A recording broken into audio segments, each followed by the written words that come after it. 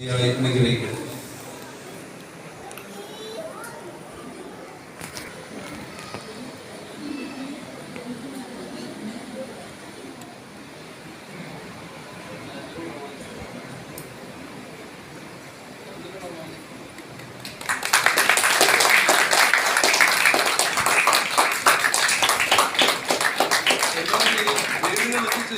ഇവിടെ ഇത് പ്രകാശനം ചെയ്യുന്നെങ്കിലും ഇത് വീടുകളിൽ എത്തിച്ചേരും. യൂണിറ്റ് സെക്രട്ടറിമാരെ എല്ലാ വീടുകളും നമ്മുടെ ഇടവരെ എല്ലാ വീടുകളിലും എത്തിച്ചു.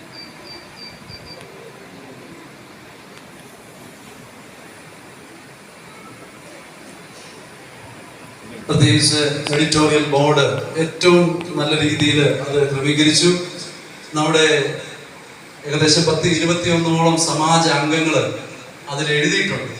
ഞാൻ എഴുതാൻ തുടങ്ങുമ്പോൾ എനിക്ക് വലിയ സംശയങ്ങളുണ്ടായിരുന്നു. ദൈവമേ, ഇത് എന്തായിരിക്കും എഴുതി തരുന്നത്. എന്നാൽ എല്ലാവരും വളരെ നല്ല രീതിയിൽ അവരാൽ കഴിയുന്ന രീതിയിൽ എഴുതി തന്നിട്ട് ഞാൻ എല്ലാവരോടും പറഞ്ഞിരുന്നു ഒരു 100 വാക്കിൽ കൂടാൻ പാടില്ല. പക്ഷെങ്കിൽ ഇത് എഴുതി വന്നപ്പോൾ എല്ലാം 2-3 പേജുകളായി. അതുകൊണ്ട് പേജുകളുടെ എണ്ണം ഒത്തിരി കൂട്ടേണ്ടി വന്നു. 4 പേജിനകത്ത് ഇറക്കാൻ വേണ്ടിയാണ് പ്രതീക്ഷിക്കുന്നതെങ്കിലും ഏകദേശം 10 പേജുകളോളമുള്ള ഒരു സപ്ലിമെന്റ് ആയിട്ടാണ് അത് ഇറങ്ങിയിരിക്കുന്നത്. പ്രത്യേകിച്ച് അതിന്റെ എഡിറ്റോറിയൽ ബോർഡ് അംഗങ്ങൾ എല്ലാവരും, ചീഫ് എഡിറ്റർ മിനിമം ഉൾപ്പെടെ, സമാജത്തിന്റെ ട്രസ്റ്റി സെക്രട്ടറി ഉൾപ്പെടെ അവരുടെ എല്ലാം അക്ഷീണമായ പരിശ്രമം ഉണ്ടായിരുന്നു. അപ്പോൾ ആ കൂട്ടത്തിൽ ഒരു പേരുടെ പറഞ്ഞില്ലെങ്കിൽ അത് വളരെ കുറഞ്ഞു പോകും. പ്രത്യേകിച്ച് സമാജത്തിന്റെ പിൻബലമായിട്ട് ഒരാളുണ്ടായിരുന്നു. പ്രത്യേകിച്ച് എഡിറ്റോറിയൽ ബോർഡിന്റെ കാര്യങ്ങളെല്ലാം ക്രമീകരിക്കാൻ സ്നേഹം നിറഞ്ഞ ബോനി ഡാനിയൽ, പ്രത്യേകിച്ച് അദ്ദേഹം എന്നോടൊപ്പം എല്ലാ കാര്യങ്ങളും ഇതിന്റെ ക്രമീകരണത്തിന് ഒപ്പം നിന്നു. പ്രത്യേകിച്ച് അദ്ദേഹത്തോടുള്ള നന്ദി ഈ അവസരത്തിൽ രേഖപ്പെടുത്തുന്നു.